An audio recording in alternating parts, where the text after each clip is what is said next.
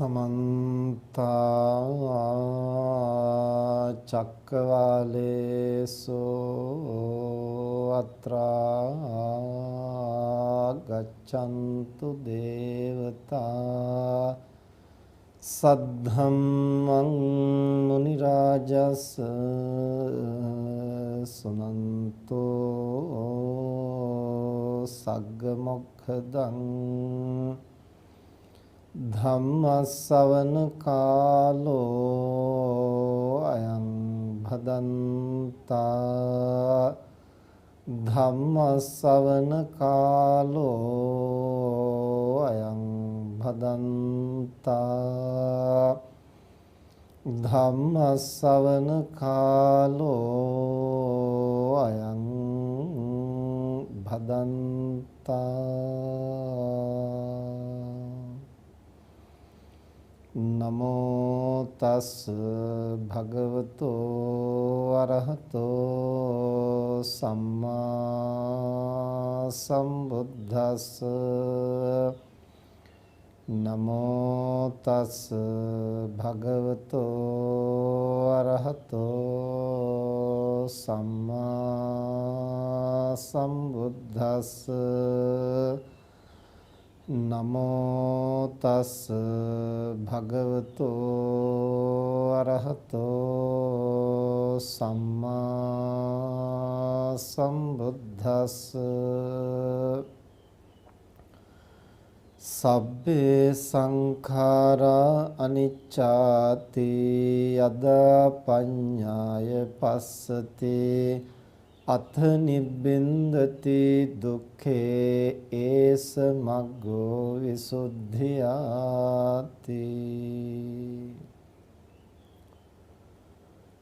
සද්ධාවන්ත පින්තුනි හැම දිනම ටික වෙලාවක් ධර්ම ශ්‍රවණය කරන්න සූදානම් වෙන්නේ අද ධර්ම දේශනාවෙහි දායකත්වයෙන් දරන්නේ 2020 9 වෙනි මාසේ 4 වෙනි දින අභාව ප්‍රාප්ත වුණු බුලත් සිංහල අතුර 182 නිවසේහි පදිංචිව සිටි රසික වීරකෝන් මහත්මයාගේ අභාවයෙන් තෙමසක් ගත වීම නිමිති කොටගෙන පුණ්‍යානුමෝදනා කිරීම උදෙසා දයාබර පියාණන් වහන්සේ වන WMS වීරකෝන් මහත්මයා විසින් එතුමාගේ මූලිකත්වයෙන් අවශේෂ ඥාති හිත මිත්‍රාදීන් සියලු දෙනා සම්බන්ධ කරගෙන ඒ තමන්ගේ ආදරණීය පුතණුවන් ඇතුළු මිය පරලෝකීය සියලුම ඥාතීන් සිහිපත් කරලා ඒ සියලු දෙනාටම පුණ්‍යානුමෝදනා කිරීමට විශේෂයෙන් රසික මහත්මයාගේ මෑණියන් වූ වසර 6කට ඉහතදී අභාව ප්‍රාප්ත වුණු විශ්‍රාමලත් පාඨශාලාචාරිණී HD විජේසිංහ මහත්මිය ඇතුළු සියලුම ඥාතීන්ට පුණ්‍යානුමෝදනා කරමින් අද ධර්මදේශනාවෙහි දායකත්වයෙන් කටයුතු කරන්න. ඒ පින්වතුන් විසින් අද ධර්මදේශනාව සඳහා අපට ආරාධනා කරද්දී මාතෘකාව හැටියට ආරාධනා කරන්නට යෙදුනේ අනිත්‍ය ධර්මය මූලික කොටගෙන අද ධර්මදේශනාව සිදු කරන හැටියට. ඒ සඳහා අපි මාතෘකා කරන්නට යෙදුනේ පින්වතුන් නිතර අහලා පළපුරුදු ගාථා ධර්මයක් සම්බුද්ධ ශාසනයෙහි යම් කිසි කෙනෙක් නිවන් දැකීම සඳහා කටයුතු කරනවා නම් ඒ තනත්තා විසින් අවබෝධ කරගත යුතු ප්‍රධාන කාරණයක් හැටියට තථාගතයන් වහන්සේ මේ අනිත්‍ය ධර්මය පිළිබඳව දේශනා කරා. සබ්බේ සංඛාරා අනිච්ඡාති යදා පඤ්ඤාය පස්සති අත නිබ්බින්දති දුක්ඛේ ඒස මග්ගෝ විසුද්ධිය. යම්කිසි කෙනෙක් මේ සියලුම සංස්කාර ධර්මයන් අනිත්‍යයි කියන බව නුවණින් අවබෝධ කරනවා නම් යදා පඤ්ඤාය පස්සති ප්‍රඥාවෙන් දකිනවා නම් දැන් අපට ලෝකයේහි අනිත්‍ය ධර්මය යම් ප්‍රමාණයකට ඇසින් දකින්නට පුළුවන්. ඒ වගේ මේ අනිත්‍ය ස්වභාවය අපට ඉන්ද්‍රයන්ට යම් ප්‍රමාණයකට ගෝචර වෙනවා. නමුත් ඒ ඉන්ද්‍රයන්ට ගෝචර වෙන ප්‍රමාණයෙන් අපට ඇසින් දැකලා සිතින් යම් ප්‍රමාණයකට වටහාගෙන පමණක් කෙලස් දුරු කරන්නට පුළුවන් කමක් නැහැ ප්‍රඥා නැමැති ඉන්ද්‍රියෙන්. එය අවබෝධ කළොත් ස්පර්ශ කළොත් තමයි එය නිවැරදිව ප්‍රත්‍යක්ෂ කරන්නට පුළුවන් වෙන්නේ. අන්න ඒ විදිහට ප්‍රඥාවෙන් ප්‍රත්‍යක්ෂ කළ ප්‍රඥාවෙන් අවබෝධ කළ තැනැත්තා අත නිබ්බින්දති දුක්ඛේ මේ සංස්කාර දුක පිළිබඳව නිබ්බිදාවටපත් වෙනවා. ඒ සමග්ගෝ විසුද්ධිය එය තමයි නිවනට මඟ කියලා විසුද්ධියට මඟ කියලා බුදුරජාණන් වහන්සේ දේශනා කළා. දැන් අපි අනිත්‍ය කියන කාරණය පිළිබඳව පැහැදිලි කරන්නට කලින් මේ ගාථා ධර්මයේ එන අදහස ටිකක් විග්‍රහ කරගෙන ඉන්න එක අපිට මේ පැහැදිලි කරන කාරණය මනවින් වටහා ගන්නට වඩා පහසුවක් වෙනවා. තථාගතයන් වහන්සේ මෙහිදී දේශනා කරන්නේ මේ සියලුම සංස්කාරයන් සබ්බේ සංඛාරා. එතකොට ජීවි අජීවි සවිඥානික අවිඥානික මේ සියලුම ධර්ම. එහෙම නැත්නම් ධර්මෙහි පැහැදිලි කරන ආකාරයෙන් ගත්තොත් සියලුම නාම රූප ධර්ම. එතකොට ඒ නාම රූප ධර්ම වලට තවත් වචනයක් තමයි සංඛාර ධර්ම. මේ ගාථාවේ සබ්බේ සංඛාරා කියලා කියන්නේ හේතු ප්‍රත්‍යයෙන් හටගත්තා වූ සියලු ධර්ම. එතකොට මේ ලෝකයට අයත් සියලු දේවල් හේතු ප්‍රත්‍යයෙන් හටගත්. හේතු ප්‍රත්‍යයෙන් හට නොගන්නා දෙයක් පිළිබඳව පැහැදිලි කරන්නේ නිර්වාණය පිළිබඳව පමණයි. එයි එතන සත්ව පුද්ගල සංස්කාර මේ කිසිවක් නැති නිසා ඒ සියල්ලෙන් විනිර්මුක්ත නිසා. ඒක ගැඹුරු කාරණයක්. ඒක වෙනම අපි පැහැදිලි කරගන්න ඕන. අපි වෙනත් ධර්ම දේශනාවලදී පිළිබඳව ඕනෑතරම් පැහැදිලි කරලා දීලා තියෙනවා. එතකොට මේ ලෝකයට අයත් සියලු දේවල් පොදුවේ හඳුන්වනවා සංඛාර කියලා. සංඛාර කියලා හඳුන්වන්නේ හේතු ප්‍රත්‍යයන්ගෙන් හටගන්නා නිසා. එතකොට හේතු ප්‍රත්‍යයන්ගෙන් හටගන්නා ධර්මවල ආවේනික ලක්ෂණයක්, අනිවාර්ය ලක්ෂණයක්, පොදු ලක්ෂණයක් තමයි වහ බිඳී යන ගති. ඒක තමයි මෙතන අනිත්‍ය කියලා හඳුන්වන්නේ. එතකොට සියලුම සංස්කාර ධර්මයන් අනිත්‍යයි කියන බව හරියට හඳුනාගත්තොත් ප්‍රඥාවෙන් දැක්කොත් දැන් මෙතනදී තවත් කාරණයක් අපි සිහිපත් කරන්නට ඕන. දැන් මේ වර්තමානයේහි ඇතම් දේශකයන් වහන්සේලා මේ අනිත්‍ය කියන වචනයට වෙනත් අර්ථකථනයක් දෙන්නට උත්සාහ කරනවා. අනිත්‍ය නෙමෙයි ඒක අනිච්ච. අනිච්ච කියලා කියන්නේ න ඉච්ච කියලා කියන්නේ කැමැති හැටියට සිදු නොවන බවයි. ඒ නිසා අනිච්ච කියලා කියන්නේ බිඳී යන ගතිය නොවේයි, කැමැති හැටියට සිදු නොවන ගතියයි කියලා වෙනස් අර්ථයක් දෙන්නට උත්සාහ කරනවා.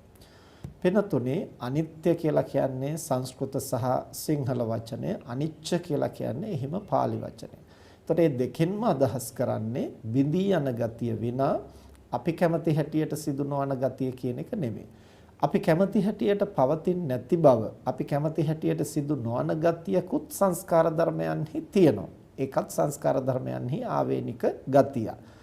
නමුත් ඒ ගතිය අනිත්‍ය කියලා නෙමෙයි හඳුන්වන්නේ, අනාත්ම කියන නමිනුයි එය හඳුන්වන්නේ. මොකද මම කියලා, සත්වයෙක් කියලා, පුද්ගලයෙක් කියලා කෙනෙක් අපට පනවන්නට බැරි නිසා, සත්ව පුද්ගල ස්වභාවයෙන් විනිර්මුක්ත නිසා මම කැමති විදිහට පවතින්න ඕන කියලා හිතුවට එහෙම පවතින්නේ නැහැ. ඇයිද? මම කියලා කෙනෙක් ඇත්තටම නැති නිසා. සත්වයෙක් නැහැ, පුද්ගලයෙක් නැහැ, ආත්මයක් නැහැ. ඒ නිසා ඒ අදාළ සංස්කාර ධර්මයටත් සත්පුද්ගල ස්වභාවයක් නැහැ. මමයි කියලා හිතාගෙන ඉන්න තැනත් සත්පුද්ගල ස්වභාවයක් නැහැ. එතකොට එතනත් නැත්තම් මෙතනත් නැත්තම් සත්වයේ පුද්ගලයෙක් මට ඕන විදිහට පවතින්න ඕන කියලා හිතන එක අපේ කල්පිතයක් පමණයි. එතකොට ඒ කල්පිතය සාර්ථක වෙන්නේ නැත්තේ, ඒ අපේ අපේක්ෂාව බලාපොරොත්තුව ඉටු වෙන්නේ නැත්තේ ඒකට පදනමක් නැති නිසා. ඒ සියල්ලක්ම හේතු ප්‍රත්‍යයෙන් හටගන්නා අනාත්ම ධර්ම නිසා කාගේවත් රුචිකත්වයට අනුව නෙවෙයි දේවල් සිද්ධ වෙන්නේ, අදාළ හේතු ප්‍රත්‍යයන්ට අනුව. ඒ නිසා අපි සම්මත වශයෙන් මම කියලා, ඔබ කියලා, අපි කියලා සම්මත කරගන්නෝ. එතකොට අපි හැම කෙනෙකුටම අපි ඇලුම් කරන විදිහක්, අපි කැමති වෙන විදිහක්, රුචි කරන විදිහක්, ඒක මේ මනසෙහි පහළ වෙන එක්තරා ගුණයක්. මෙන්න මෙහෙම තියනවා නම් මම කැමති. ඒකනේ කාම කියලා හඳුන්වන්නේ. ඇසින් දකින්න කැමති වෙන දේ රූපකාම, කනෙන් අහන්නට කැමති වෙන දේ ශබ්දකාම.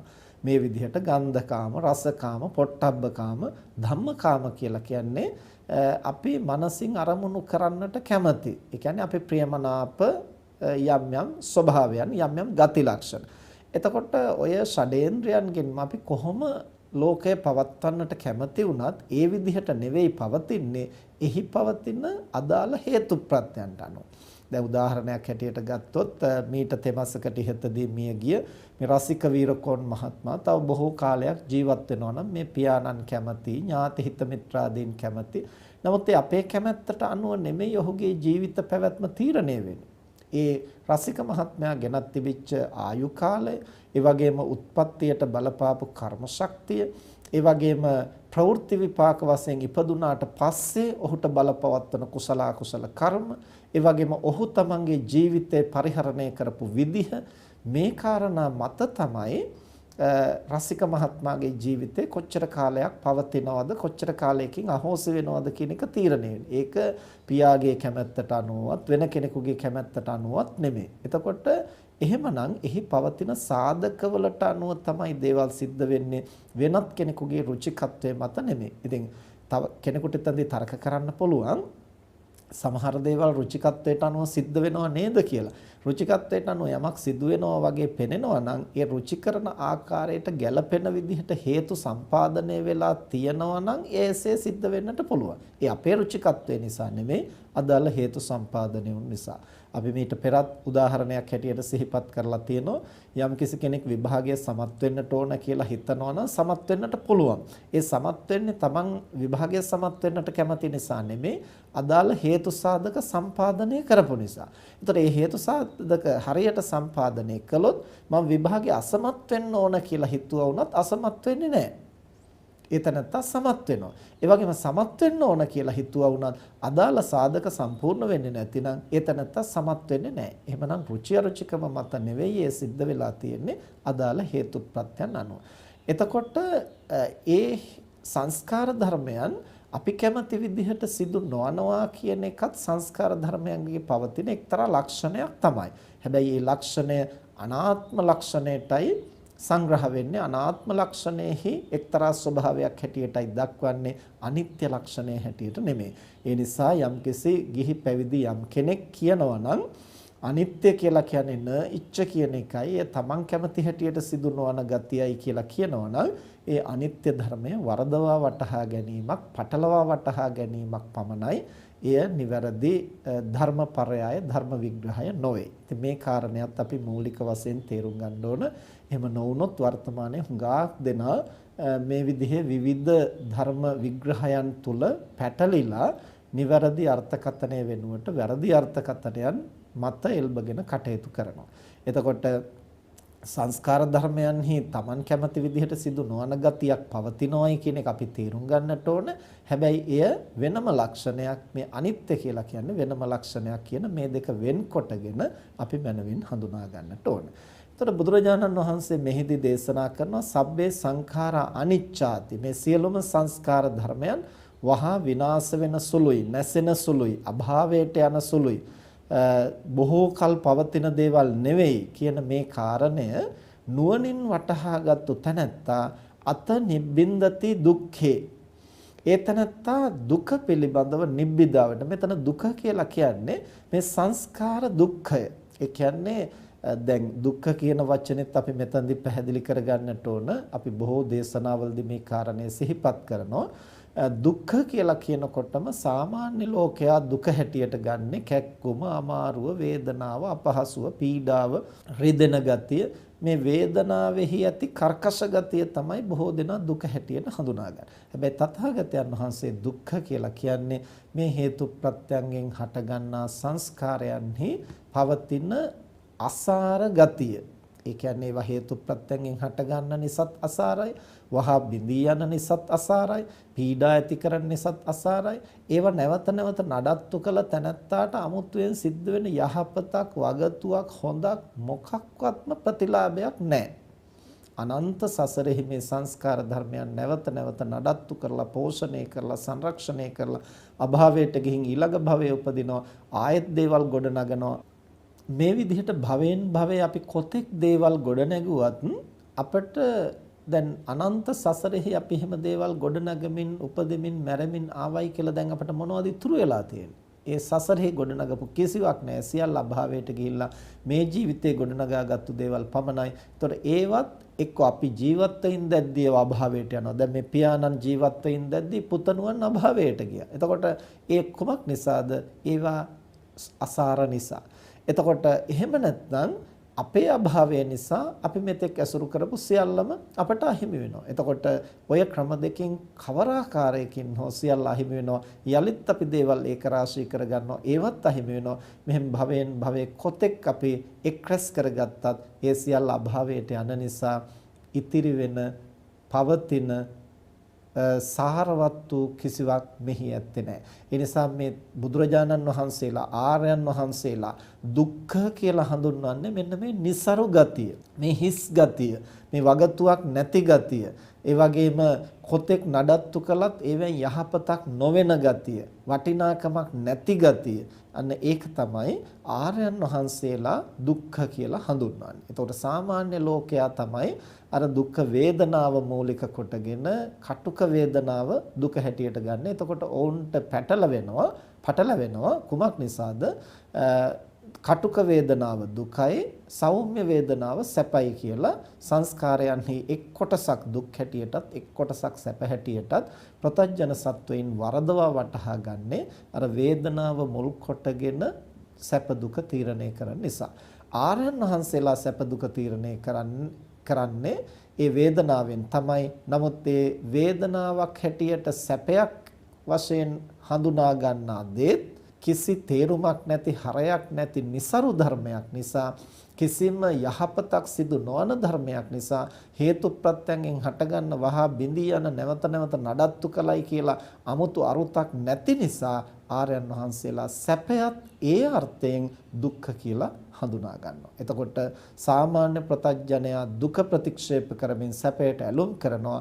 ආර්යයන් වහන්සේලා සැප දුක දෙකම නිස්සාර වශයෙන් දකිමින් ඒවාෙහි නොඇලී වාසය කරන්නට මනස සකස් කරගන්නවා. එතකොට දැන් මේ ගාථාවේදී තථාගතයන් වහන්සේ පැහැදිලි කරනවා සබ්බේ සංඛාරා අනිච්ඡාති යදා පඤ්ඤාය පස්සති අත නිබ්බින්දති දුක්ඛේ. අන්නේ විදිහට සියලුම සංස්කාර ධර්මයන් අනිත්‍යයි කියලා හරියට අවබෝධ කරගත්තාම ප්‍රඥාවෙන් ඒ තැනැත්තා මේ සංස්කාර දුක පිළිබඳව නිබ්බින්දති නිබ්බිදාවටපත් වෙනවා. ඒ සමග්ගෝ විසුද්ධිය, එය තමයි විසුද්ධියට හේවත් කෙලස් ප්‍රහාණය කිරීමට නිවන් දැකීමට මඟ කියලා බුදුහාමුදුරෝ දේශනා කරනවා. එතකොට මොකක්ද මේ නිබ්බිදාවටපත් වෙනවා කියලා කියන්නේ? හුඟක් දෙනා මේ කාරණය හඳුනාගන්නේ නිබ්බින්දති කියලා කිව්වහම පොතපතවලත් පැහැදිලි කරන්නේ කලකිරෙයි කියලා. ඒතර කලකිරෙයි කියන වචනේ නිබ්බින්දති කියන වචනයට නිවැරදි සිංහල වචනේ වෙන්නට පුළුවන්. නමුත් වර්තමාන සමාජයේ කලකිරෙයි කියන වචනේ හුඟක් දෙනා හඳුනාගන්නේ යම් සියුම් ද්වේෂ මූලික ස්වභාවයකින් ඇතිවෙන මානසිකත්වයක් පැහැදිලි කරන්න තමයි කලකිරෙනවා කියන්නේ. එතකොට දැන් කලින් කලට පින්නතුනේ නිවැරදි අර්ථ නිවැරදි වචනවලට උනත් වෙනස් අර්ථ සමාජයේ විසින් ආරෝපණය කරගන්නවා. ඉතින් ඒ වගේ වචනයක් තමයි මේ තියෙන්නේ. කලකිරීම කියන එක අතීත කාලයේ හැබැයි අර්ථයෙන් හඳුනා ගන්නට ඇති. නමුත් වර්තමානයේ වෙනකොට බොහෝ දෙනා කලකිරෙනවා කියලා කියන්නේ එච්චර ප්‍රිය නැති, රුස්සන් නැති, ප්‍රසන්න නැති ගතියකට තමයි කලකිරෙනවා කියන්නේ. එහි තියෙන්නේ ද්වේෂ මූලික ගතිය. එතකොට ඒ අර්ථයෙන් අපි කලකිරෙනවා කියලා ගත්තොත් ඒක සුදුසු නැහැ. මෙතන මේ කලකිරෙයි කියන වචනයට ඊටාම සුදුසු, එහෙම නැත්නම් මෙතන නිබ්බින්දති කියන වචනයට ඊටාම සුදුසු අර්ථකථනය කලකිරෙයි කියනවටත් වඩා ඒ නිබ්බින්දති කියන එකේ සංස්කෘත වචනේ ගත්තාම, නිබ්බින්දති කියලා කියන්නේ pāli වචනේ, ඒකේ සංස්කෘත වචනේ තමයි නිර්වින්දති. නිර්වින්දති කියලා කියන්නේ විඳින්නේ නැහැ කියන එකයි. දැන් රෝගියෙක් ශල්‍ය කර්මයක් කරන්න නිර්වින්දනය කරනවා. එහෙම නැත්නම් අපි හදිසි අනතුරකදී අපි සිහිසුන් වෙනවා. ඒතර සිහිසුන් වෙනවා කියලා කියන්නේ ස්වභාවික නිර්වින්දනය. ඒතර එතනින් එහාට අර සිද්ධ වෙන කිසිවක් විඳින්නේ නැහැ. අපි එකවර භීතියෙන් තැතිගත්තොත් අපි නිර්වින්දනය වෙනවා. එතකොට අර කිසිම සංඥාවක් අපි ගන්නෙ නැහැ. එතකොට ඒක තමයි නිබ්බින්දති කියලා කියන්නේ. එතකොට මේ සියලුම සංස්කාරයන් අනිත්‍යයි කියලා හරියට දැක්කොත් හරියට අවබෝධ කළොත් අත නිබ්බින්දති. එතනින් එහාට මේ සංස්කාරයන් විඳින්නට යන්නේ නැහැ. විඳින්නට තරම් ඒවා දෙයක් නැහැ කියලා හරියට වටහා ගන්නවා. අන්න ඒක තමයි අර දුක්ඛ කියලා බුදුහාමුදුරුවෝ මෙතන පැහැදිලි කරන්නේ. අත නිබ්බින්දති දුක්ඛේ. ඒ සංස්කාර ධර්මයන් පිළිබඳව තියෙන නිස්සාරත්වය හරියට වැටහෙනවා. ඒවා අනිත්‍යයි කියලා තේරුම් ගත්තාම. එහෙම තේරුම් ගත්තන් පස්සේ ඒ අසාර වූ අනිත්‍ය වූ සංස්කාර ධර්මයන් ඇලීමෙන් බැඳීමෙන් භුක්ති විඳින්නට යන්නේ නැහැ. ඒවා තියෙන හැටියට තියෙන ඉඩ හැරලා තමන් නිහඬ වෙන්නට උපේක්ෂා සහගත වෙන්නට ඒ තැනැත්තාට හැකියාවක් තියෙනවා. ප්‍රඥාවෙන් අවබෝධයෙන් ඒ දිහා දකින්නට ඒ තැනැත්තාට පුළුවන්කම තියෙනවා. එතකොට ඒ නිර්වින්දති කියන තැනදී 아무තු කලකිරීමකුත් නැහැ. එපා වීමකුත් නැහැ. දැන් සමහරු කියන්නේ අනේ හාමුදුරනේ මේ ලෝකේ කිසිම ගත යුත්තක් නැහැ. මට නම් දැන් මේ ලෝකේ එපා වෙලා තියෙන්නේ. මේ සසර ගමන එපා වෙලා තියෙන. ඉක්මනින් මේකෙන් නිදහස් වෙන්නට ඕන. එතකොට සමහරු එහෙම කියලා හරීම කලකිරුණු ස්වභාවයෙන් තමයි ජීවිතය දිහා බලන්නේ. එතකොට එහෙම වෙන්නට හුඟක් වෙලාවට හේතු වෙන්නේ තමන් අකමැති විදිහට දේවල් සිද්ධ වෙලා තියෙනවා. ඒවත් එක්කලා ගැටිලා හැපිලා නොසතුටටපත් වෙලා තමයි දැන් ඒවෙන් අයින් වෙන්නට උත්සාහ කරන්නේ. ඒ ස්වභාවයෙන් අපට කෙලස් නසන්නට බෑ. මොකද ඒ ස්වභාවය තුලම අපට නොදැනී එක්තරා පටික සම්පයුක්ත බවක් සියුම් ද්වේෂයක් අපේ මනසේ හට ගන්නවා. ඒතර ද්වේෂය කියන්නේ ක්ලේශයක්. අපේ හිත කිලිටි කරනවා. අපේ හිත අඳුරු කරනවා. අපේ සිතේ ප්‍රභාව නැති කරනවා. ප්‍රඥාවෙන් ලෝකය අවබෝධ කරගන්න තියෙන ඉඩ අහුරනවා. එහෙමනම් කලකිරීමක් හෙවත් ද්වේෂමූලික සිතක් ඇති වුණු තැන අපට ලෝකය අවබෝධ කරන්නට බෑ. ලෝකය අවබෝධ කරන්නට නම් කෙලෙස් නසන්නට නම් ඒ ද්වේෂමූලිකව කලකිරෙන ගතියෙන් සිත නිදහස් කරගන්නට ඕනේ. ඇලීමකුත් නැතුව ගැටීමකුත් නැතුව ප්‍රඥාවෙන් දකින්නට පුළුවන් වෙන්නට ඕනේ. එතකොට 아무තු ඇල්මක් බැඳීමකුත් නැහැ, ප්‍රතික්ෂේප කිරීමකුත් නැහැ. මේක අපි උදාහරණයක් හැටියට ගත්තොත් පින්නතුනේ අපි හිතමු පුංචි කාලේ අපි සරුංගලයක් යවන්න, එහෙම නැත්නම් රබර් බෝලයකින් සෙල්ලම් කරන්න, එහෙම නැත්නම් කුමක් හෝ සෙල්ලම් බඩුවකට අපි තදින් ඇලුම් කරනවා. එතකොට ඒක කවුරු හරි ගෙනත් දුන්නන් පස්සේ බොහොම ආදරයෙන් වැළඳගෙන අනිත් අයට පෙන්නමින් නිදා ගන්නකොටත් ළඟ තියාගෙන උදේ අවදි වෙච්ච ගමන් ආයේ ඒක හොයලා තුරුල් කරගෙන කවුරු හරි ගත්තොත් ඒක ඉල්ලනවා, දුන්නේ නැත්නම් අඬනවා. ඇයිද මේ අර Taman ඒකට ඇලුම් කරමින් ඒක භුක්ති විඳිනවා. භුක්ති විඳිනවා කියන්නේ කනවා කියන එක විතරක් නෙමෙයි. ඒ පිළිබඳව ඇලීම සහ ගැටීම සහිතව කටයුතු කරනවා. ඒ පිළිබඳව වටිනාකමක් දකින නිසා Taman ඒක ලං කරගන්නට පවත්වා ගන්නට උත්සාහ කරනවා. වෙන කෙනෙක් ගත්තාම Tamanට අහිමි වෙනවා කියලා දැනගත්තාම ගැටීමක් ඇති වෙනවා. එතකොට ඒ ඇලීම් ගැටීම් වශයෙන් එතනත්තා ඒ සෙල්ලම් බඩුව පරිහරණය කරනවට තමයි භුක්ති විඳිනවා කියලා කියන්නේ. එතකොට දැන් අපිට කවුරු හරි එහෙම සෙල්ලම් බඩුවක් ගෙනත් දුන්නු, රබර් බෝලයක් ගෙනත් දුන්නු, සරුංගලයක් ගෙනත් දුන්නු.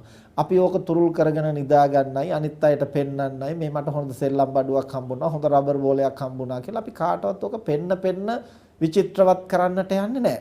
ඒ වගේම අපි ගැටෙන්නෙත් නැහැ. අපෝයි රබර් බෝල නම් මගේ ළඟට ගේන්න එපා, සෙල්ලම් බඩු ගේන්න එපා. ඔය කිසි වටිනාකමක් නැහැ. මට නම් හරි කලකිරීමක් තියෙන්නේ. එහෙම කියලා අපි ඒක ප්‍රතික්ෂේප කරන්න උත්සාහ කරන්නේත් නැහැ. කවුරු හරි ගෙනත් දුන්නොත් ඒක පැත්තකින් තියලා තියෙනවා. වෙන කෙනෙක් ඉල්ලුවොත් ඒක දෙනවා. එහෙම තිබුණයි කියලා අපට ප්‍රශ්නයක්වත් නැහැ. ඒක නොතිබුණයි කියලා ප්‍රශ්නයක්වත් නැහැ. ගෙනත් දුන්නයි කියලා 아무තු වැදගත්කමකුත් නැහැ. අරන් ගියයි කියලා 아무තු ප්‍රශ්නයක්වත් නැහැ. ඇයි එහි වටිනාකමක් නොදකින නිසා. අන්න ඒක තමයි නිබ්බින්දති කියලා කියන්නේ. විඳින්නේ නැහැ. ඒකේ විඳින්න තරම් වැදගත්කමක් වටිනාකමක් නැහැ කියලා හරියට හඳුනා ගන්න. ඒතර බුදුරජාණන් වහන්සේ මේ ගාථාවෙන් අපට පැහැදිලි කරනවා සබ්බේ සංඛාරා අනිච්චාති, සියලුම සංස්කාර ධර්මයන් අනිත්‍යයි කියලා හරියට නුවණින් ස්පර්ශ කළොත්, හරියට නුවණින් අවබෝධ කළොත් අන්න ඒ තනත්තා සියලුම සංස්කාරයන් નિසරු බව දැනගෙන ඒ නිස්සාර වූ සංස්කාරයන් භුක්ති විඳීමෙන් නිදහස් වෙනවා. ඒ කියන්නේ විඳින්නේ නැහැ.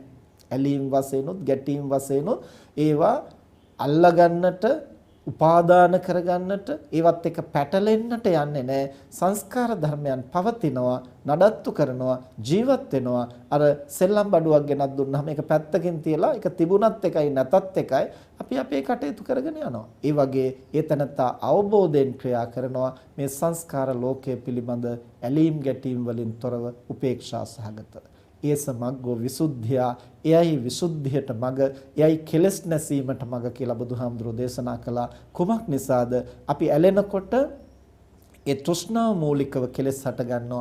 අපි ගැටෙනකොට ද්වේෂය මූලිකව කෙලස් හට ගන්නවා. ඇලීම් ගැටීම් දෙකම හටගන්නේ අවිද්‍යාව හේවත් නොයැටීම නිසා. යමෙක් ප්‍රඥාවෙන් මේ සංස්කාර ධර්මයන්ගේ හැබෑ ස්වභාවය අවබෝධ කරනවද, ඒ තැනත්තා ඇලීම් ගැටීම් මුලාවීම් මුල් කොටගත් සියලු ක්ලේශයන්ගෙන් සිත නිදහස් කරන්නට සුදුසුකම් ලබනවා කියන එකයි බුදුරජාණන් වහන්සේ මේ ගාථාවේදී පැහැදිලි කරන්නේ.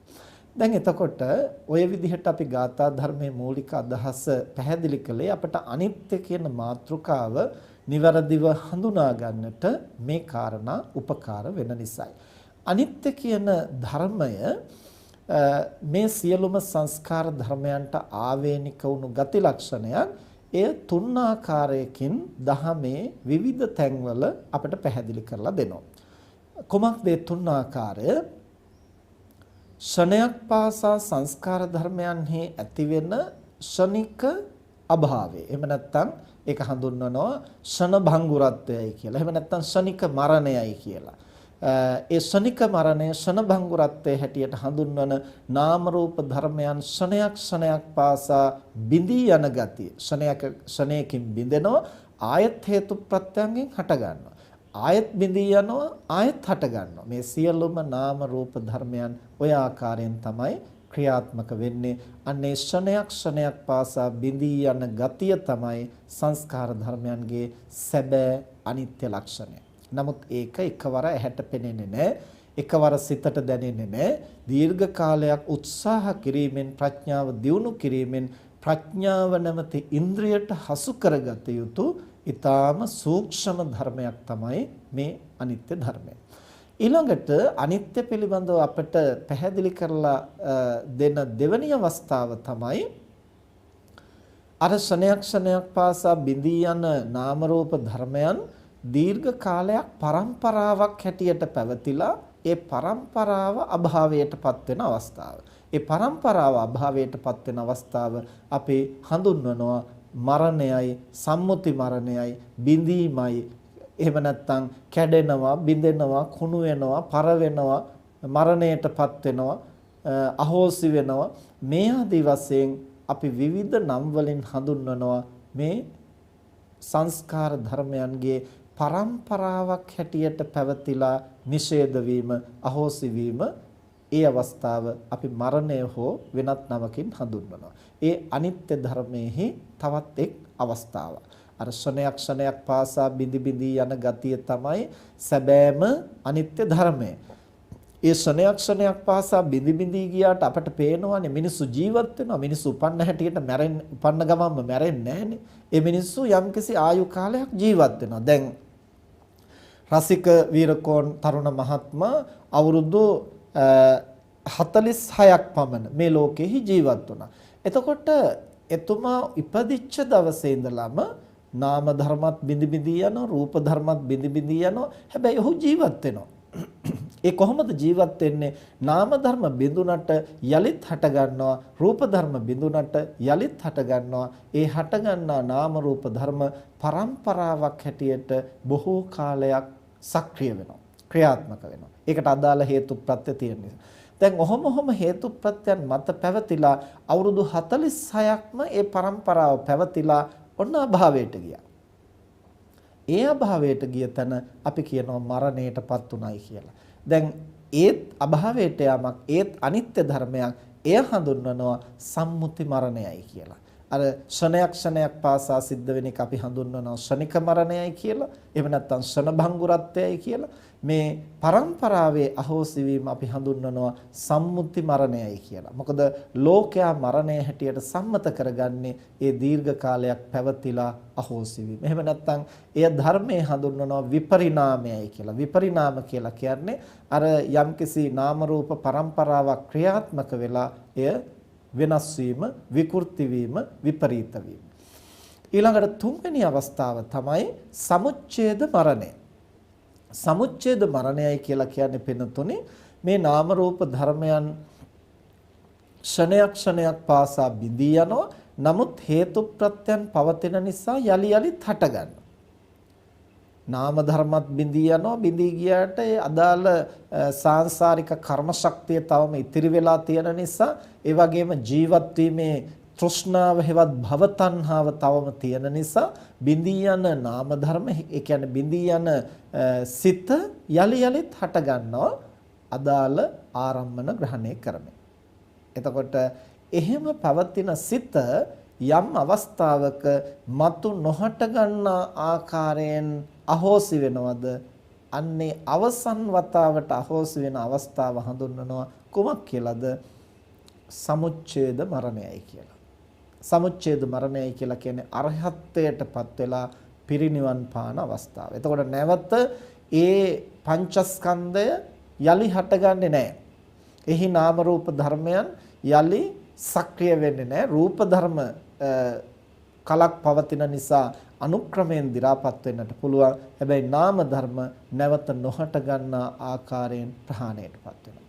එතකොට ක්ෂණයක් පාසා මේ නාම රූප ධර්ම බිඳි බිඳි හට ගන්නෝ එය හඳුන්වනවා ක්ෂණික මරණයයි කියලා.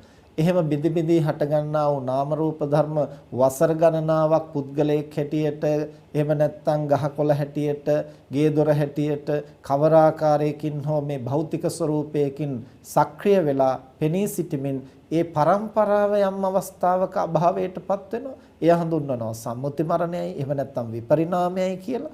ඊළඟට නැවත සසරෙහි කිසිදාක නොහට ගන්නා ආකාරයෙන් සියලු හේතු අහෝසි වීම නිසා ඒ අවස්ථාව හඳුන්වනවා සමුච්ඡේද මරණයයි කියලා. සමුච්ඡේද මරණයයි කියලා කියන්නේ නැවත කිසි කලෙක නොහට ගන්නා ආකාරයෙන් අභාවයටපත් වීම. දැන් එතකොට අපි අනිත්‍ය පිළිබඳව මේ අවස්ථා තුන නිවැරදිව හඳුනාගත්තොත් තමයි අපට අනිත්‍ය පිළිබඳව නිවැරදි වැටහීමක් ඇති කරගන්න පුළුවන් වෙන්නේ. දැන් ඕකෙන් අපි කාටත් ප්‍රකට එක කාරණයක් පමණයි. අර ශනික මරණය කියන ක්ෂණයක් පාසා සිද්ධ වෙන අනිත්‍ය ධර්මය අපේ ඇස් දෙකට පැහැදිලිව ප්‍රකට වෙන්නේ නැහැ. අපේ අතට ස්පර්ශ වෙන්නේ නැහැ. ඒ වගේම අපේ සිතටත් පහසුවෙන් හඳුනා ගන්නට බෑ. ඒ ප්‍රඥාවෙන් හඳුනාගත යුතු සියුම් ධර්මතාවයක්. ඒ වගේම සමුච්ඡේද මරණයයි කියන නැවත නොහට ගන්නා ආකාරයෙන් ඒ පංචස්කන්ධය අභාවයටපත් වෙන ගතිය එයත් අපට ඇසට පෙනෙන දෙයක් නෙමෙයි. ඒ වගේම අතට ස්පර්ශ වෙන දෙයක් නෙමෙයි. ඇයිද රහතන් වහන්සේ නමක් පිරිනුවන් පෑවත් ප්‍රතඥ පුද්ගලයෙක් අභාවයට ගියත් අපිට මැරුණා කියලා පේනවා මිස ඒ නාම රූප ධර්මයන්ට මොකද්ද වෙන්නේ? ඒ සිතට මොකද්ද වෙන්නේ කියලා අපිට ප්‍රකට නැහැ. එතකොට ප්‍රතඥ පුද්ගලයෙක් මැරුණාමත් අපි මැරුණා කියලා දකිනවා. රහතන් වහන්සේ නමක් මැරුණාමත් ඒකට වෙන නමක් කියන්න පුළුවන් පිරිනුවම් පෑවා කියලා. හැබැයි පිරිනුවම් පෑවා කිව්වට අපිට පේන්නේ ඇහැට පේන්නේ පුද්ගලයෙක් අභාවයට ගිහිල්ලා මරණයටපත් වෙලා. එතකොට ඒ නාම රූප ධර්මයන් නැවත කිසි කලක නොහට ගන්න ආකාරයෙන් ප්‍රහාණයටපත් වීමත් අපිට ඇසට පෙනෙන කාරණයක් අතට අහු වෙන කාරණයක් නෙමෙයි. එහෙමනම් අපි කාටත් ඉන්ද්‍රයන්ට ගෝචර වූ අනිත්‍ය ලක්ෂණය තමයි විපරිණාමය හෙවත් එහෙම නැත්නම් සම්මුති මරණය කියලා හඳුන්වන මේ නාම රූප ධර්මයන් කලක් සක්‍රියව පැවතිලා අභාවයට යාම සම්මත වශයෙන් අහෝසි වීම තමයි අපි කාටත් ප්‍රකටව පෙනෙන අනිත්‍ය ධර්මය. ඒ නිසා මුලින් අපි එතනින් පටන් ගන්න ඕනේ. එතනින් පටන් අරගෙන ගැඹුරට අපේ ප්‍රඥාව විහිදවනකොට තමයි අපිට අර ශනික මරණය හඳුනා ගන්නට පුළුවන් වෙන්නේ. ඒ ශනික මරණය සිද්ධ වෙන හැටිත් ඒ ශනික මරණය සිද්ධ වුණාට යලි යලි නාම රූප ධර්ම හට ගන්නා හේතු හඳුනාගත්තාම තමයි ඒ හේතු අහෝසි කිරීමෙන් නැවත නොහට ගන්නා ආකාරයෙන් ප්‍රහාණය කරන්නට පුළුවන් වෙන්නේ. එය තමයි කෙලස් නැසීම සහ පරිනිර්වාණය තුලින් සිද්ධ වෙන්නේ. ඉතින් ඒ ගැඹුරු තැනට යන්නට නම් අපි අනිත්‍යෙහි අපි කාටත් ප්‍රකට වෙන මේ සම්මුති ස්වභාවයේ හෙවත් විපරිණාමය පිළිබඳව අපේ අවධානය යොමු කරන්න ඕන. කොමක්ද විපරිණාමය කියලා කියන්නේ?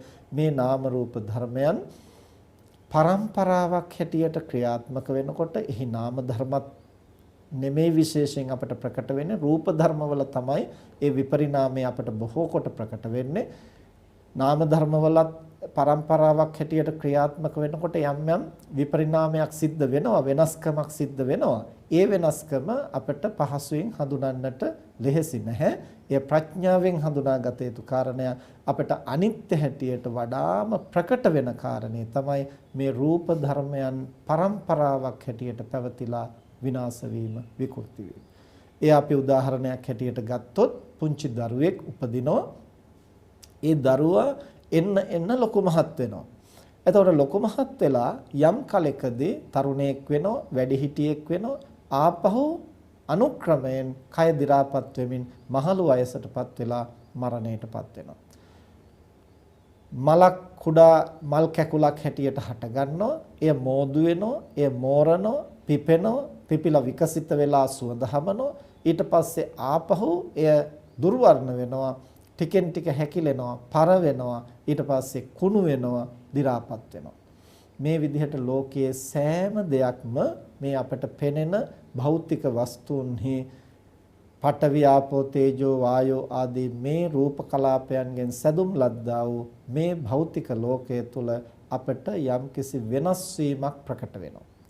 අන්නේ වෙනස් වීම තුලින් තමයි අපි අනුක්‍රමයෙන් මේ අනිත්‍ය ධර්මයේ ටිකෙන් ටික හඳුනා ගන්නට, වටහා ගන්නට උත්සාහ කළ යුත්තේ. එහෙම නැතුව එකපාරටම අරසණයක් පාසා බිඳී යන කාරණේවත්, එහෙම නැත්නම් සමුච්ඡේද වශයෙන් නැවත නොහට ගන්නා ආකාරයෙන් ප්‍රහාණයටපත් වීමවත් අපිට එකවර අවබෝධ කරන්න බෑ.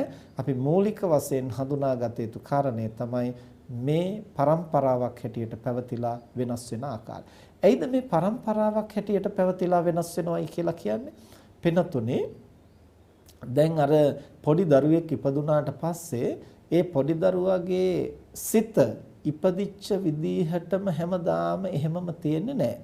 ශණයක් පාසා ඒ සිත හට ගන්නවා, නැවත බිඳී යනවා, නැවතත් හට ගන්නවා, ආයෙත් අරමුණක් ගනිමින් පහළ වෙනවා, ආයෙත් බිඳී යනවා.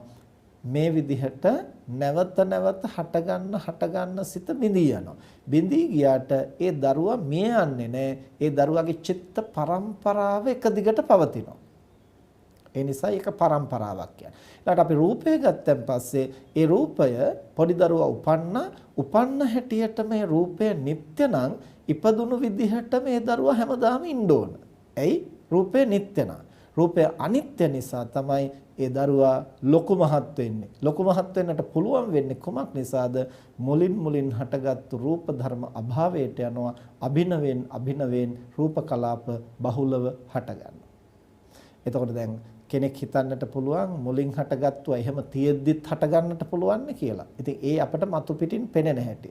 දරුවාගේ ශරීරයේ හටගත්තු ඒ රූප කලාප හැමම තියෙද්දි අලුතෙන් තවත් ඒවා හට ගන්නකොට තමයි මේ වර්ධනය වෙන්නේ කියලා සාමාන්‍යයෙන් ලෝකයා හඳුනා ගන්නවා. නමුත් ඒක නෙමෙයි ධර්මතා හැටියට සිද්ධ වෙන්නේ. හටගත්තු රූප ධර්ම එහිම බිඳී යනවා, අලුතෙන් හට ගන්නවා. ඒ අලුතෙන් හට ගන්නා ස්වરૂපය වඩා වර්ධනය වෙනවා. ඒ වර්ධනය වීම නිසා තමයි ඒ දරුවා ලොකු වෙනවා, වැඩෙනවා කියලා අපිට දැනෙනවා. ඉතින් මේ කාරණා හොඳටම හරියටම තේරුම් ගන්නට නම් අභිධර්මයේ පිළිබඳව යම්කිසි වැටහීමක් අපි ඇති කර ගන්නට ඕන.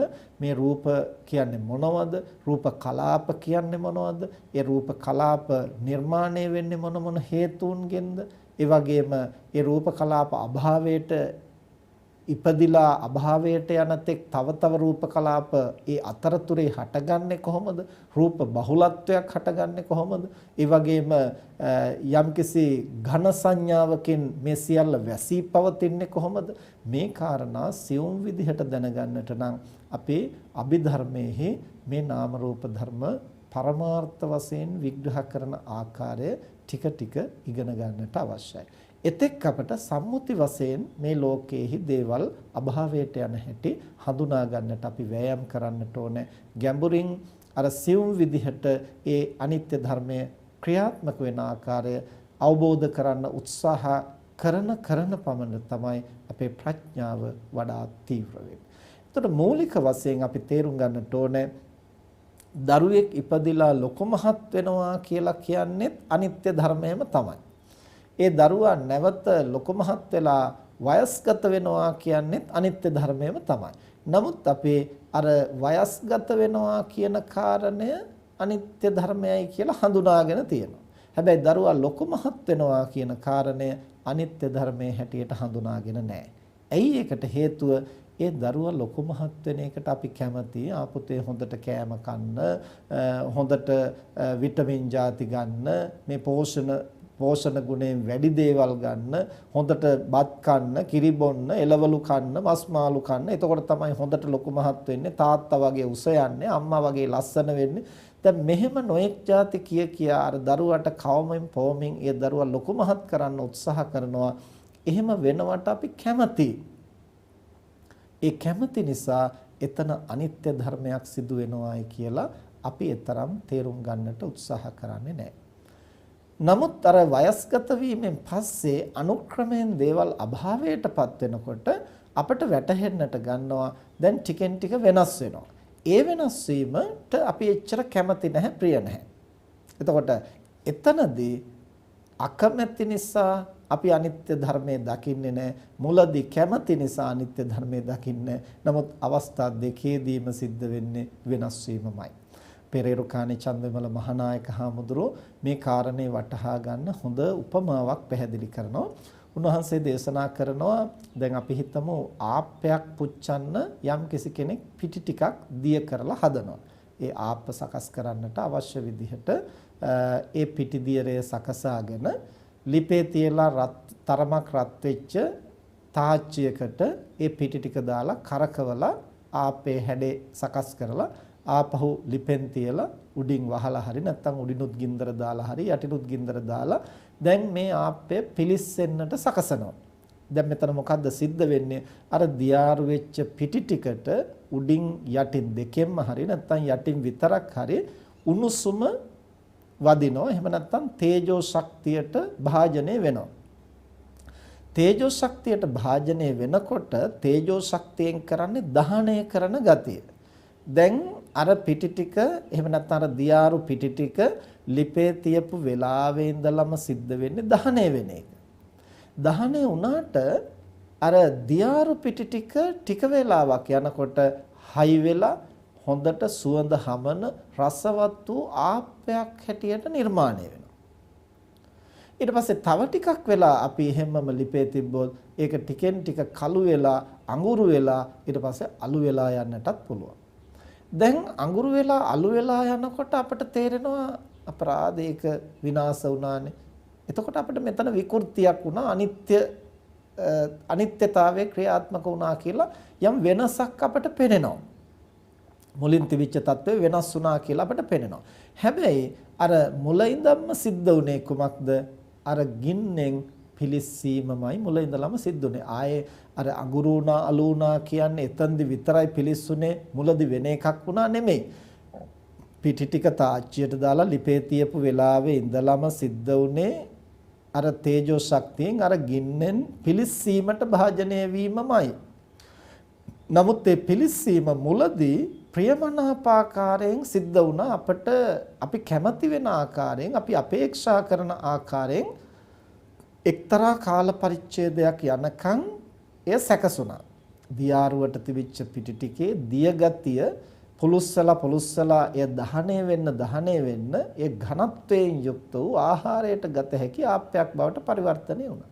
ඊට පස්සේ තව දුරටත් එහි පවතින ආපෝ ගුණේ දහණයටපත් වෙනකොට ඒක අඟුරු වෙලා අලු බවට පත් වෙන්නට පුළුවන්. එතකොට මුල ඉඳලා අග දක්වාම සිද්ධ වුණේ එහි පැවතුණු ආපෝ ධාතුව දහණයටපත් වීමයි. ඒ ආපෝ ධාතුව දහණයටපත් වීම හේතු කොටගෙන අනුක්‍රමයෙන් අර දියාරු පිටි ටික ආප්පයක් බවට පරිවර්තනය වෙනවා. ඒ ආප්පය තවදුරටත් දහණය වෙනකොට අඟුරු බවටපත් වෙනවා. තවදුරටත් දහණය වෙනකොට අලු බවටපත් වෙනවා. එකම ක්‍රියාවලියක් සිද්ධ වෙන්නේ. නමුත් අපිට ඒක වෙනස් වුණා කියලා අපි හඳුනාගන්නේ අර අඟුරු බවට අලු බවටපත් වෙනකොට පමණයි. අන්න ඒ වගේ දරුවෙක් පුංචි කාලේ ඉඳලා ලොකු මහත් වෙනවා කියලා කියන්නේත් වෙනස් වීමම තමයි. වයස්ගත වෙනවා කියලා කියන්නේත් වෙනස් වීමම තමයි. මරණයටපත් වෙනවා කියන්නේත් වෙනස් වීමම තමයි. එකම වෙනස් වීමේ ක්‍රියාවලියක් මේ සිද්ධ වෙන්නේ. කොහොමද වෙනස් වීම සිද්ධ වෙන්නේ? අනිත්‍ය නැමැති ධර්මය නිසා මුලින් හටගත්තු නාම රූප ධර්ම නැවත නැවත බිඳි බිඳි යන නිසායි මේ වෙනස සිද්ධ වෙන්නේ. ඒක ධර්මයේ හඳුන්වනවා විපරිණාම ධම්ම. විපරිණාම කියලා කියන්නේ වෙනස් වීම, විකෘති වීම. ඒ විකෘතිය සිද්ධ වෙන්නේ මුලින් හටගත්තු නාම රූප ධර්ම ස්ථාවර නැති නිසා, ස්ථිර නැති නිසා, නিত্য නැති නිසා, අනිත්‍ය නිසායි ඒ වෙනස සිද්ධ වෙන්නේ. එතකොට පිනතුනේ දැන් දරුවෙක් ලොකු මහත් වෙනවා අපිට යම් ප්‍රමාණයකට ඉන්ද්‍රයන්ට ගෝචර වෙනවා. දරුවා වැඩිහිටියෙක් වෙන බවත් ඉන්ද්‍රයන්ට ගෝචර වෙනවා. ඒ වගේම වැඩිහිටියා වයසටපත් වීමත් ඉන්ද්‍රයන්ට ගෝචර වෙනවා. වයසටපත් වුණු කෙනා මරණයටපත් වීමත් අපිට ඉන්ද්‍රයන්ට ගෝචර වෙනවා. නමුත් මේ හැමතිස්සෙම මේක පෙනුනට මේ සිද්ධ වෙන්නේ අනිත්‍යයි කියලා ඇයි අපිට වැටහෙන්නේ නැත්තේ? නුවණින් ප්‍රත්‍යවේක්ෂා කරලා එහි ධර්මතාවය හඳුනා නොගන්න නිසා. එහි ධර්මතාවය හඳුනා ගන්නට අපි ක්‍රියාත්මක වෙන්නේ. අන්න ඒ නිසයි බුදුරජාණන් වහන්සේ දේශනා කරන්නේ සබ්බේ සංඛාරා අනිච්චාති යදා පඤ්ඤාය පස්සති. මේක ප්‍රඥාවෙන් දැක්කොත් තමයි මේ සංස්කාර ධර්මයන්ගේ යථා ස්වභාවය දකින්න පුළුවන්. ඇස් දෙකෙන් දැක්කයි කියලා හරියන්නේ නැහැ. හිතෙන් යම් ප්‍රමාණයකට වටහා ගත්තයි කියලා හරියන්නේ නැහැ. දැන් අපි උදාහරණයක් හැටියට ගත්තොත් අපි හිතමු භාජනයක් බිම වැටිලා බිඳෙනවා. මැටි බඳුනක් කියලා හිතමු. එහෙම නැත්නම් වීදුරු බඳුනක් කියලා හිතමු.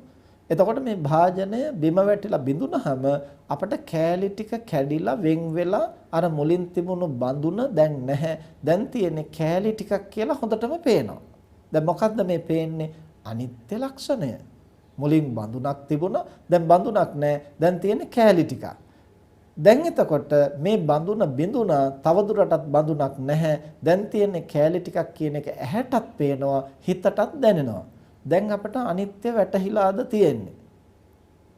හුඟක් දෙනා හිතනවා එතකොට අපට අනිත්‍ය වැටහෙනවා කියලා. නෑ පින්නතුනේ, එතන අනිත්‍ය දැකලා තියෙනවා. ඒ වගේම අනිත්‍ය යම් ප්‍රමාණයකට සිතට දැනිලා තියෙනවා. ඒ වගේම ඒක අභාවයට ගියා, අනිත්‍ය ස්වභාවයටපත් උනා කියලා තේරුම් අරගෙන තියෙනවා. හැබැයි ප්‍රඥාවෙන් වටහා ගත්තද නැද්ද කියන එක එපමණකින් තීරණය කරන්න බෑ.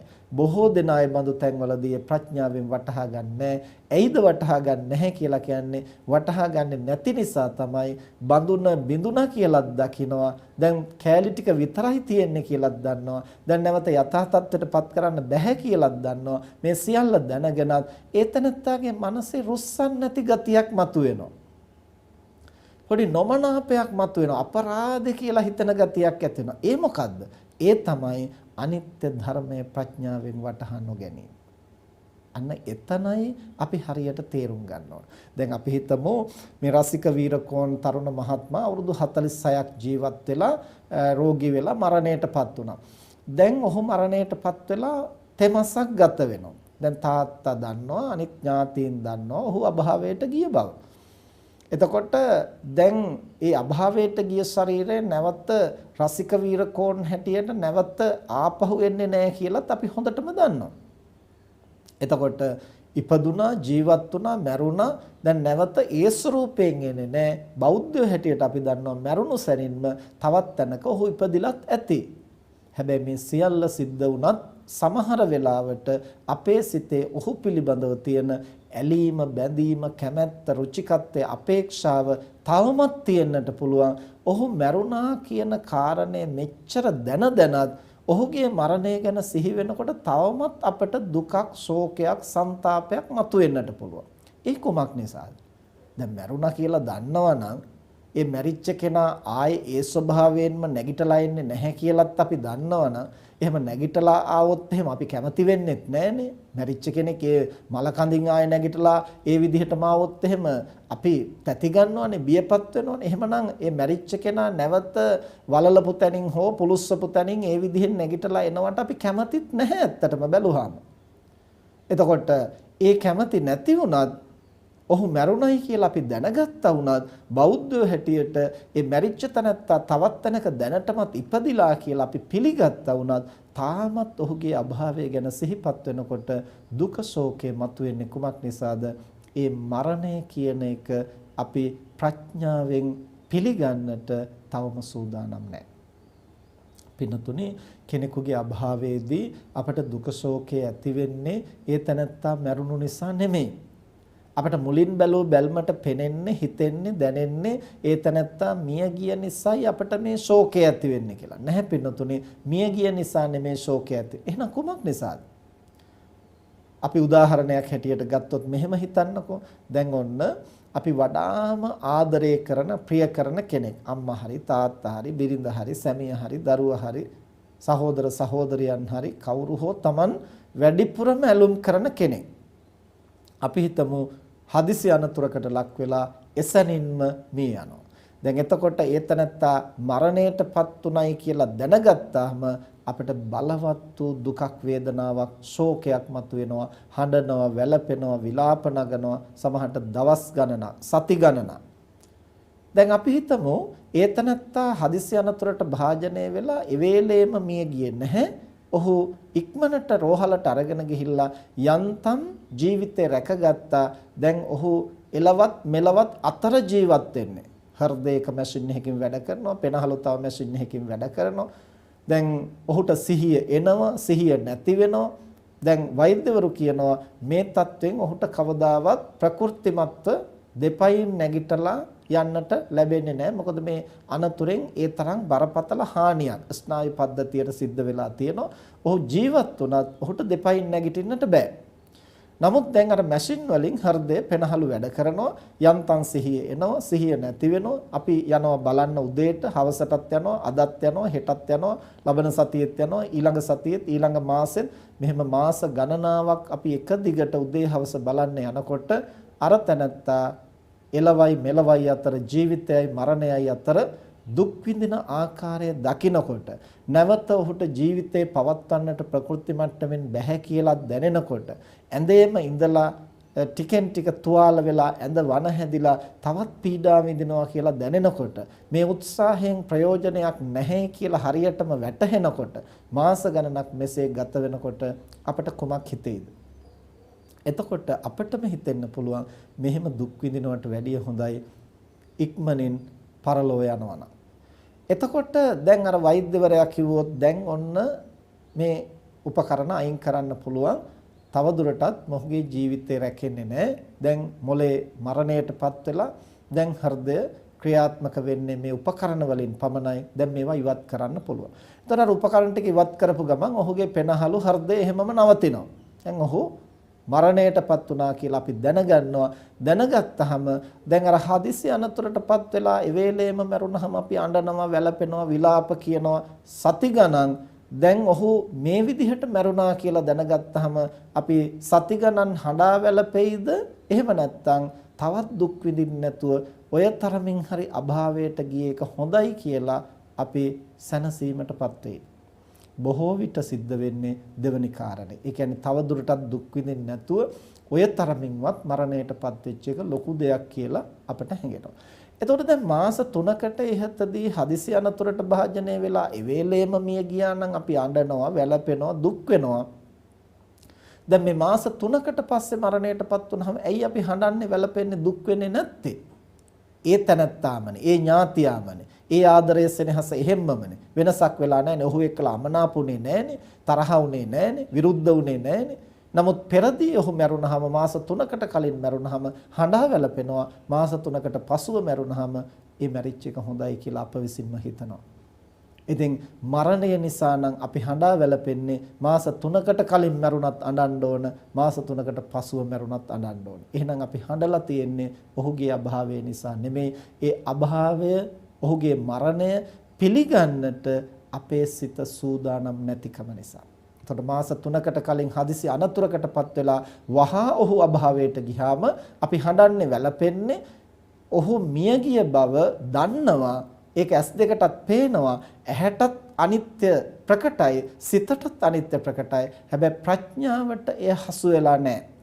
ප්‍රඥාවෙන් එය ප්‍රකට කරගෙන නැහැ. ප්‍රඥාවෙන් එය ස්පර්ශ කරලා නැහැ. ඒ නිසා දැනදැනත් එය ප්‍රතික්ෂේප කරනවා. දැනදැනත් එයට මනසින් විරුද්ධ වෙනවා. ඒක දැනදැනත් අනේ තව ටික කාලයක් ජීවත් වුණා නම් අපරාධනේ මෙහෙම වුනේ, මම හිටියානම් යන්න දෙන්නේ නැහනේ, ඉක්මනට අපට රෝහලට අරන් ගියා නම් බේර ගන්න තිබුණා. දැන් මේ සියල්ලක්ම නොවුණු දේවල්.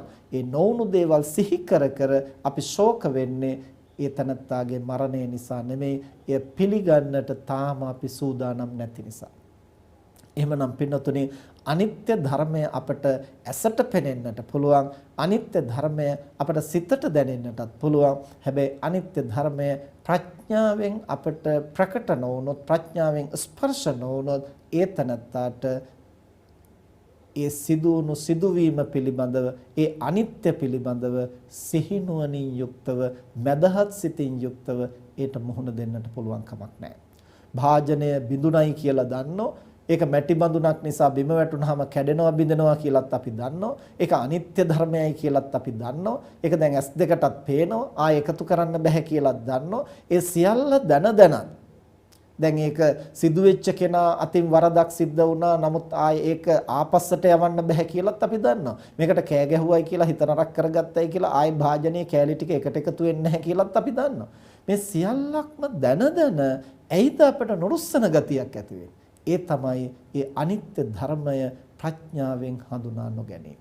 ඒ නිසා පින්නතුනේ ඇසට පෙනෙන අනිත්‍ය කියන එකෙන්වත්, සිතට දැනෙන අනිත්‍යයි කියන හැඟීමෙන්වත් අපට අනිත්‍ය ධර්මය වටහන්නට බෑ. ඒ ප්‍රඥාවෙන් තේරුම් ගන්නට ඕන මේ හේතු ප්‍රත්‍යයෙන් හටගත්තා වූ සියලුම සංස්කාරයන්ගේ ආවේනික ලක්ෂණයකුයි මේ ප්‍රකට වුනේ කියන එක හරියට ප්‍රඥාවෙන් දැක්කොත් පමණයි බඳුනක් බිඳුණු තැනදී පුද්ගලයෙකුගේ අභාවයේදී අපට මදහත් සිතින් එයට මුහුණ දෙන්නට පුළුවන් වෙන්නේ. ඒ උපේක්ෂාව අපි තුල ජනිත වෙන්නේ ප්‍රඥාවෙන් ලෝක ධර්මතාවයන්ගේ යථා ස්වභාවය දුටුවොත්.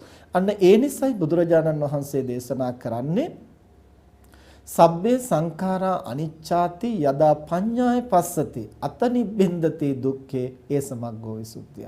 යම් කෙනෙක් මේ සංස්කාර ධර්මයන් අනිත්‍යයි කියන බව ප්‍රඥාවෙන් අවබෝධ කළොත්, ප්‍රඥාවෙන් ස්පර්ශ කළොත් පමණයි ඒ තනත්තාට මේ සංස්කාරයන් පිළිබඳ නිබ්බිදාවට, ඒ කියන්නේ ඒවා විඳින්නේ නැතිව, ඒවා සමග ඇලෙන්නේ නැතිව, ගැටෙන්නේ නැතිව, ප්‍රතික්ෂේප කරන්නේ නැතුව, හඬා වැළපෙන්නේ නැතුව, ඒ සංස්කාර ධර්මයන් උපාදාන කරන්නේ නැතුව, ඒවා භුක්ති විඳින්න නැතුව මදහත් සිතින් ලෝකය දකින්නට පුළුවන් වෙන්නේ මේ අනිත්‍ය ධර්මය හරියට ප්‍රකට වුණොත් පමණයි.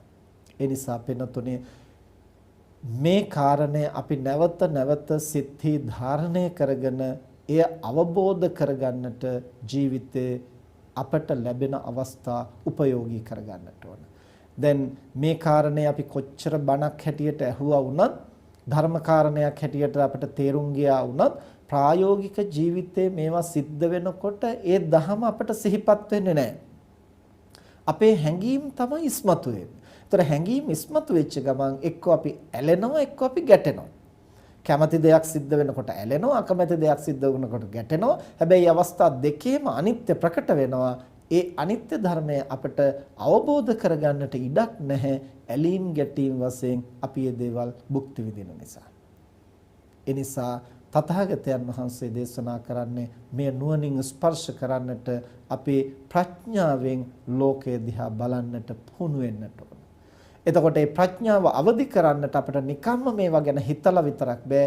ජීවිතේ යම් යම් සිදුවීම් සිද්ධ වෙන අවස්ථාවන්හිදී අපේ ඥාතියෙකුගේ අභාවය සිද්ධ වෙන අවස්ථාවේදී වගේම අපේ ජීවිතයේ සම්බන්ධ තමන් වයස්ගත වෙනකොට, තමන්ගේ දත් ටික හැලෙනකොට, ඇස් දෙක පෙනීම අඩු වෙනකොට, කන් දෙක ඇහිම අඩු වෙනකොට, ඒතර අපි දන්නවා අපි වයසට යනවා, ඉන්ද්‍රිය දුබල වෙනවා. මේව අනිත්‍යයි කියලා අපි හොඳටම දන්නවා. අහලා තියෙනවා, හිතලා තියෙනවා, ධර්ම කාරණා අනිත්‍යයටත් කියා දෙනවා. ඒ සියල්ල දන්නවා. දැනගත්තා වුණාට අපේ ඇස් දෙකේ පෙනීම ටිකක් අඩු වෙනකොට හරියට අපේ හිතට වේදනාවක් ඇති වෙනවා. අපේ කන් දෙක ඇහිම අඩු වෙනකොට හරියට අපට වේදනාවක් ඇති වෙනවා. දත් ටික හැලිලා යනකොට, අතපය වාරු නැති වෙනකොට, අපේ වැඩ ටික අපට කරගන්න බැරි වෙනකොට, අපි ඔත්පොළ වෙනකොට, දුබල වෙනකොට, මරණාසන්න වෙනකොට හරියට අපට සිත වික්ෂිප්ත වෙනවා. ඇයිද?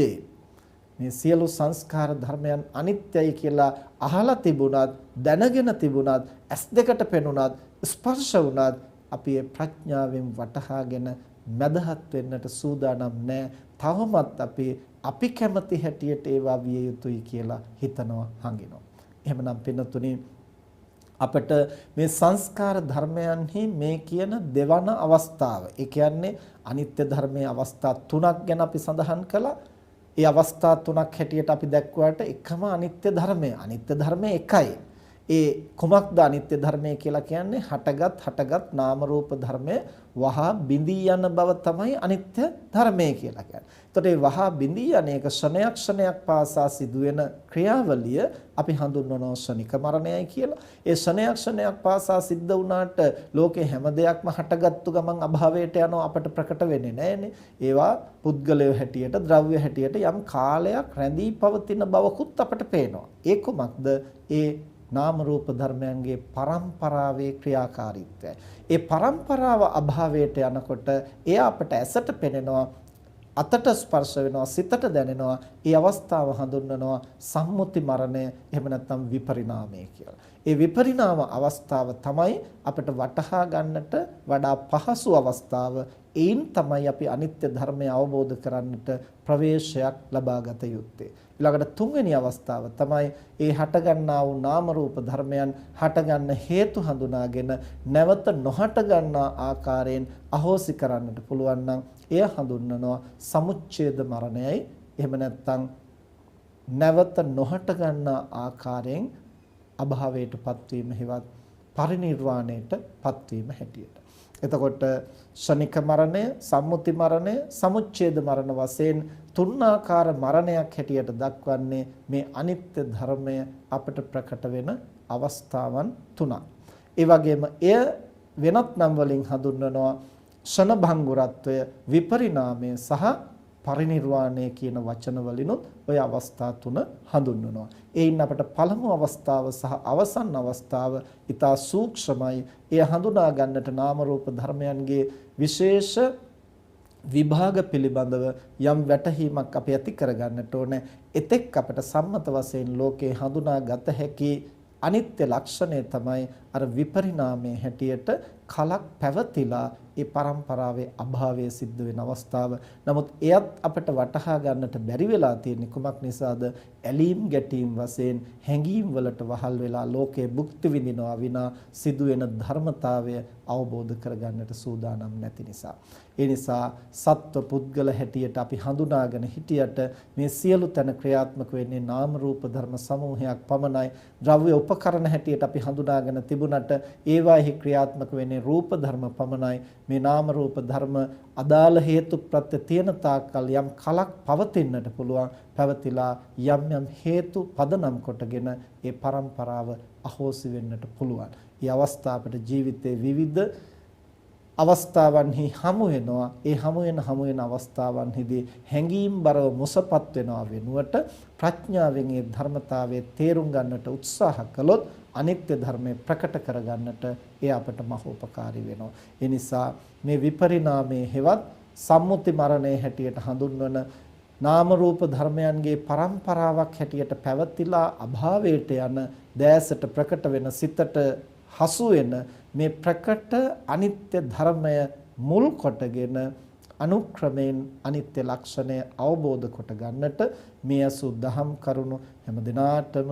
මහෝපකාරී වේවා කියලා ආශිර්වාද කරනවා. මෙතෙක් වේලා ධර්ම ශ්‍රවණේ කිරීමෙන් සිදු කරගත් සියලු කුසල් දෙවියන් සහිත ලෝකයාටත් මේ පරලෝකීය ඥාතීන්ටත් ඔබ අප හැම දිනාටමත් බුදු පසේ බුදු මහරහතන් වහන්සේ නිවී සැනසී පැමිණ වදාළ උතුම් නිවනින් සැනසීම පිණිසම හේතු වේවා කියලා ප්‍රාර්ථනා කරා.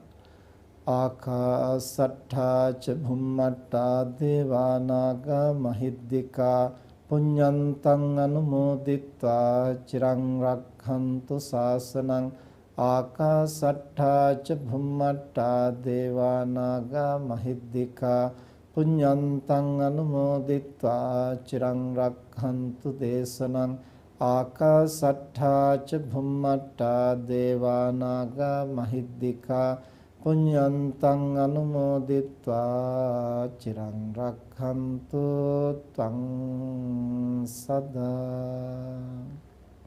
අද ධර්ම දේශනාවෙහි දායකත්වයේ දරන්නේ බුලත් සිංහල අතුර 182 ඒ නිවසේහි පදිංචිව සිටි රසික වීරකෝන් මහතා අභාවයට පත්ව තෙමසක් ගත වීම නිමිති කොටගෙන ඒ මහත්මයා ඇතුළු ඥාතීන්ට පුණ්‍යානුමෝදනා කිරීමේ අරමුණ ඇතිව දයාබර පියාණන් වන WMS වීරකෝන් මහත්මයා විසින් කම්කරු දෙපාර්තමේන්තුවේ සහකාර කම්කරු කොමසාරිස්වරයෙකු වශයෙන් සේවය කළ වයස අවුරුදු 46 දී අසනීප තත්වයක් හේතු කොටගෙන අභාව ප්‍රාප්ත වුණු බුලත් සිංහල අතුර 182 නිවසේහි විසූ ධනංජය රසික වීරකෝන් මහත්මයාට පුණ්‍යානුමෝදනා කිරීමත් ඒ වගේම රසික මහත්මයාගේ මෑණියන් වූ මීට වසර 6කට ඉහතදී අභාව ප්‍රාප්ත වුණු විශ්‍රාමලත් පාඨශාලාචාර්යිනේ HD විජේසිංහ මෞතුමියට පුණ්‍යානුමෝදනා කිරීමත් පරම්පරාවේ අභාව ප්‍රාප්ත වුණු සියලුම ඥාති හිත මිත්‍රාදීන්ට පුණ්‍යානුමෝදනා කිරීමත් අරමුණු කරගෙන ඒ වගේම සුජීවත්ව සිටින රසික මහත්මයාගේ දයාබර පියාණන් වන වීරකෝන් මහත්මයාට ආශිර්වාද කරම කිරීම වීරකෝන් මහත්මයාට නිදුක් නිරෝගී සුවය චිරජීවනයේ ප්‍රාර්ථනා කරමින් ආශිර්වාද කිරීම ඒ වගේම රසික මහත්මයා අසනීප තත්ත්වයෙන් සිටින බව දැනගත් අවස්ථාවේ සිට ඖෂධ සපයා දීම සත්කාර කිරීම රෝහල්ගත වූ විට ළඟ නැවතී සිටීම ආදී වශයෙන් අවසන් කටයුතු දානමාන ආදී සියල්ල දක්වා උපකාර කළ සෑම සියලු දෙනාටම ඥාති හිත මිත්‍රාදීන් සියලු දෙනාටම සෙත් ප්‍රාර්ථනා කරමින් දේශකයන් වහන්සේ ඇතුළු සැමට උතුම් නිර්වාණ ධර්මය සාක්ෂාත් කරන්නට මේ කුසල් හේතු වේවා කියන ප්‍රාර්ථනාව ඇතිවයි අද මේ ධර්ම දේශනාවෙහි දායකත්වයේ දරන්නේ. සැමට ධම්ම අසන්නට අවස්ථාව සලස්වා දෙමින් තම තමන් සදහැසිතින් ධර්ම ශ්‍රවණය කරමින් මේ සිදු කරගත් සියලු කුසල් ලෝකය සම්බුද්ධ ශාසනය ආරක්ෂා කරන පිනතුන් ආරක්ෂා කරන ඉන්ද්‍රාදී සියලු පින් කැමැති දෙවි දේවතාවෝ දේව මාතාවෝ සතුටින් අනුමෝදන් වෙත්වා දෙවියන්ගේ දිවයිසුරු සම්පත් වර්ධනය කරගනිත්වා සම්බුද්ධ ශාසනයත් මනුෂ්‍ය වර්ගයාත් චිරාත් කාලයක් ඉහෙන් ආරක්ෂා කෙරෙත්වා දායකත්වයේ දරන WMS වීරකෝන් මහත්මයා ඇතුළු පවුලේ සෑම දෙනාටමත් දෙවියන්ගේ ආශිර්වාදයෙන් නොමදව සැලසේවා දෙවියෝත් ප්‍රාර්ථනීය බෝධියකින් නිවන් දකිත්වා කියලා ප්‍රාර්ථනා කරන්න.